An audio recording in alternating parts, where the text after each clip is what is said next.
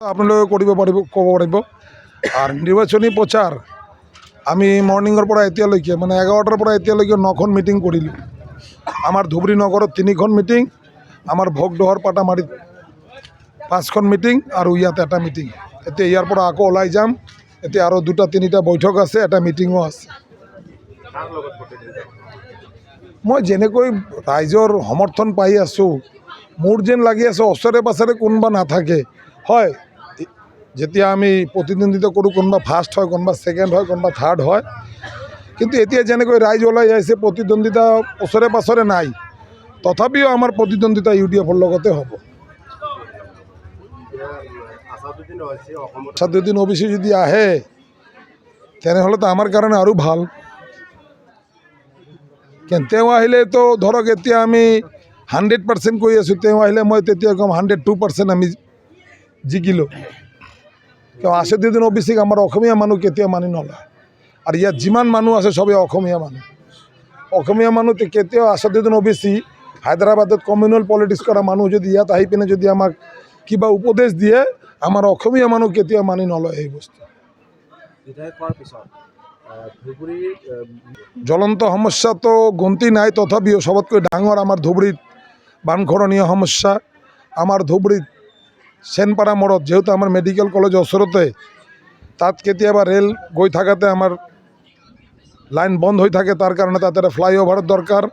আমাৰ ল'ৰা ছোৱালীবোৰ বাহিৰত গৈ আছে পঢ়িবৰ কাৰণে, ইয়াত ইঞ্জিনিয়াৰিং কলেজৰ দৰকাৰ। আৰু সবতকৈ ডাঙৰ, আমি যেহেতু গৰীব দুখীয়া পিছপৰা অঞ্চল, আমাৰ ইয়াত এটা 2টা কাৰখানাৰ দৰকাৰ। ইয়াত যদি আমি ফেক্টৰী লগাব নোৱাৰোঁ তেনেহ'লে আমাৰ এই ডেকা ল'ৰাবোৰ বাহিৰত গৈ আছে, তিনচুকীয়া, শিলচৰ, ডিব্ৰুগড়, গুৱাহাটী কামৰ কাৰণে, নিজৰ পেটৰ ভোকৰ কাৰণে। আমি যদি ইয়াতে তেখেতৰ কৰ্ম সংস্থাপন দিব পাৰোঁ তেনেহ'লে আমাৰ ল'ৰাবোৰ বাহিৰত যাব নালাগে আৰু আমাৰ ঘৰৰ মানুহৰ টেনশ্যনত থাকিব নালাগে। সেইকাৰণে সবতকৈ ডাঙৰ সমস্যা হৈছে আমাৰ ল'ৰাবোৰ যাতে বাহিৰত নাযায়, তাৰ কাৰণে ইয়াত কল কাৰখানা বহাব লাগে। সংখ্যালঘু কি তাৰ কিনা ভোট নেকি? সংখ্যালঘু কি বন্ধুৱা মজদুৰ হয় নেকি? কংগ্ৰেছ যে সেইটো ভাবি লৈছে নেকি যে সংখ্যালঘু ভোটাৰে বন্ধুৱা মজদুৰ? ভাৰতবৰ্ষৰ 140 কোটি মানুহ সমান অধিকাৰ আছে। তেওঁলোকে যদি সেইটো নাভাবে যে সংখ্যালঘু ভোটাৰে তেওঁৰ বন্ধুৱা মজদুৰ, সেইটো বেয়া কথা কৈছে তেওঁলোকে, যে সংখ্যালঘু ভোটাৰ তেখেতকে খালি ভোট দিব।